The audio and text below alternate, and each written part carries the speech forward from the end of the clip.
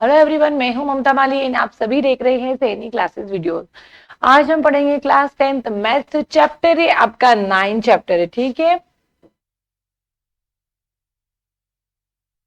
Chapter 9 chapter है आपका some application of trigonometry. ठीक है, सबसे पहले सब एप्लीकेशन ऑफ ट्रिग्नोमेट्री यानी कि ट्रिग्नोमेट्री कहाँ कहाँ यूज होती है उसको पढ़ने के लिए, उसके लिए आपको ट्रिग्नोमेट्रिक रेशियो पता होना चाहिए, जो कि अपन 8.1, 8.2, 8.3 सब में रेशियो पढ़ के आ चुके हैं। वही टेबल जो चैप्टर 8 में आपने जो टेबल पढ़ी है, ट्रिग्नोमेट्रिक टेबल, ट्रिग्नोमेट्रिक रेशियो, वो सभी आपके टेबल रेशियो सभी इस चैप्टर में भी आपके काम आएंगे। तो सबसे पहले बेसिक से स्टार्ट करते हैं।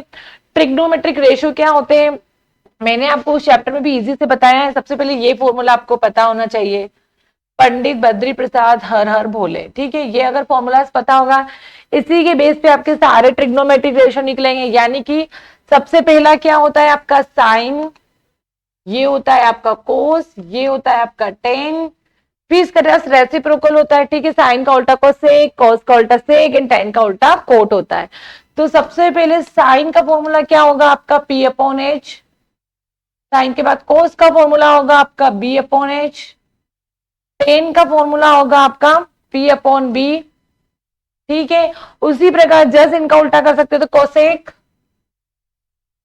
कोसेक थीटा, यहाँ पे एंगल थीटा लगा के कर सकते हो आप। ठीक है, थीटा कोसेक थीटा कितना निकलेगा आपका, जस्ट साइन का reciprocal H upon P, sec H upon B and cot B upon B. ठीक है, ये ट्रिग्नोमेट्रिकेशन चैप्टर 8 में पढ़ के आ चुके हैं, इजी है, आपको सिर्फ ये फॉर्मूलाज पता होना चाहिए। ठीक है, ये आपका कोसेक, ये आपका सेक एंड ये आपका कोट। ठीक है, आपको पता होना चाहिए पी बी पी। ठीक है, ये बी है,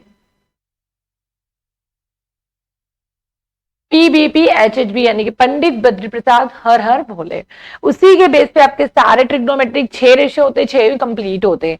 उसके बाद मैंने आपको उस चैप्टर में ट्रिग्नोमेट्रिक टेबल कैसे बनती है वो भी आपको अच्छे से सिखाई गई, तो वो टेबल भी आपके सारे वैल्यूज इस चैप्टर में काम आएगी।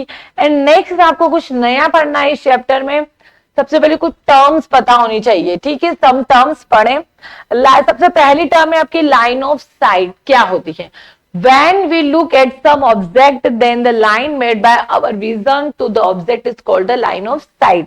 कुछ नहीं है, यानी कि यहाँ पे अगर कोई ऑब्जेक्ट है, ये अगर कोई ऑब्जेक्ट हो, मान लो ये पे कोई बिल्डिंग बनी हो, कुछ भी ऑब्जेक्ट ले लो आप, ट्री ले लो, किसी भी चीज को ऊपर की साइड अगर देखते हो या नीचे की साइड जो देखते हो वो चीज, जैसे कि मैं यहाँ खड़ी हूँ, मैं किसी बिल्डिंग को ऊपर की तरफ देख रही हूँ, तो मेरी आई से उस बिल्डिंग के टॉप तक, मतलब कि मेरी आई से उस बिल्डिंग के टॉप तक जो लाइन बनेगी मेरी आई से, यानी कि कोई भी पर्सन है यहाँ पे, ठीक है, ये कोई भी पर्सन है, कोई भी, ये यहां से अगर कोई देख रहा है, ठीक है, ऑब्जर्वर है, ये ऑब्जर्वर अगर देख रहा है, मान लो किसी बिल्डिंग के टॉप को देख रहा है, तो ये क्या हुआ आपका ऑब्जेक्ट, कुछ भी हो सकता है, ये क्या हुआ आपका ऑब्जर्वर। ठीक है, यहाँ लिख भी देखती हूं मैं।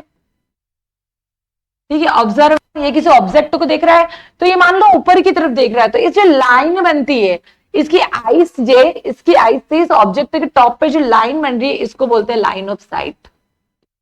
ये नीचे भी देखेगा तो भी लाइन ऑफ साइट, यानी कि यही पर्सन अगर बिल्डिंग के टॉप पे खड़ा है, ठीक है, और वो नीचे किसी कार को, रोड पे जाती किसी कार को देखता है, तो आइस से अगर वो नीचे देखेगा तो आइस और वो नीचे की तरफ जो लाइन बनेगी वो भी आपकी लाइन ऑफ साइट होगी।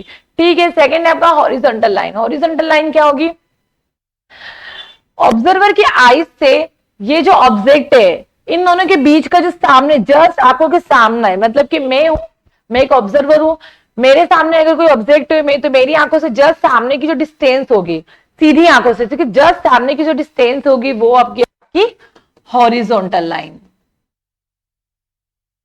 ये होगी आपकी हॉरिजॉन्टल लाइन होगी। ठीक है, हॉरिजॉन्टल लाइन क्या होती है, horizontal line is distance between the observer and object, यानी कि इन दोनों के बीच का जो डिस्टेंस होगा वो होगा आपका horizontal line.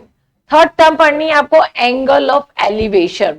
The angle, an angle of elevation is the angle made by the line of sight. ठीक है, मेड बाय कब बनेगा, line of sight to the top of the object, top की बात हो रही है, ठीक है, वो भी किसके, ऑब्जेक्ट के टॉप पर, and the horizontal line. It is above the horizontal line, that is the angle of elevation is made when we look up to the object. अगर कोई ऑब्जर्वर बिल्डिंग के टॉप को देखेगा, समझ रहा, अगर कोई ऑब्जर्वर बिल्डिंग के टॉप को देखेगा तो उनके बीच में जो एंगल बनेगा, यानी कि ये ऑब्जर्वर है, ये कोई ऑब्जेक्ट है, बिल्डिंग है, मतलब कि यानी कि अगर स्काई में कोई काइट उड़ रही है तो अपन स्काई में काइट को देखेंगे तो ऊपर की तरफ देखेंगे, ठीक है।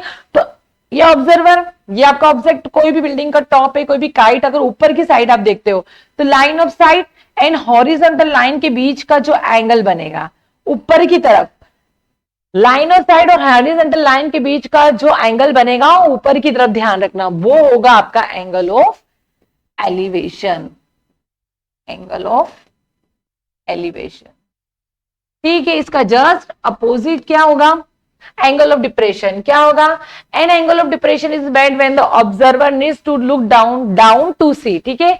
कहां देखेगा, down to see object, the angle of the between horizontal line, ठीक, horizontal line and the line of sight is the angle of depression when the horizontal line about the angle. यानी कि कोई ऑब्जर्वर है आपका, मान लो किसी building के top पर खड़ा है, ठीक है, ये मान लो किसी बिल्डिंग के टॉप पर खड़ा है और वो नीचे रोड पे चलती हुई किसी कार को देखता है, मान लो कोई ऑब्जेक्ट कार है और ये किसी बिल्डिंग के टॉप पे खड़ा है, तो वो ऊपर से नीचे की तरफ देख रहा है, ठीक है। तो हॉरिजॉन्टल लाइन एंड ऑब्जेक्ट के बीच का जो एंगल्स बनेगा वो होगा आपका एंगल ऑफ डिप्रेशन, ठीक है, एंगल ऑफ डिप्रेशन, ठीक है। इसमें क्या क्या टर्म पड़े, line of site, horizontal line, angle of elevation and angle of depression. आपको टेबल्स पता होंगे, चैप्टर में पढ़े, एंड ट्रिग्नोमेट्रिक रेशियो पता होने चाहिए, ठीक है। इसी पे बेस पे, इसी इंट्रोडक्शन के बेस पे एक्सरसाइज स्टार्ट करेंगे। आई होप आपको इंट्रोडक्शन समझ आया होगा। नेक्स्ट एग्जांपल, नेक्स्ट क्वेश्चन जो होगा नेक्स्ट वीडियो में पढ़ेंगे।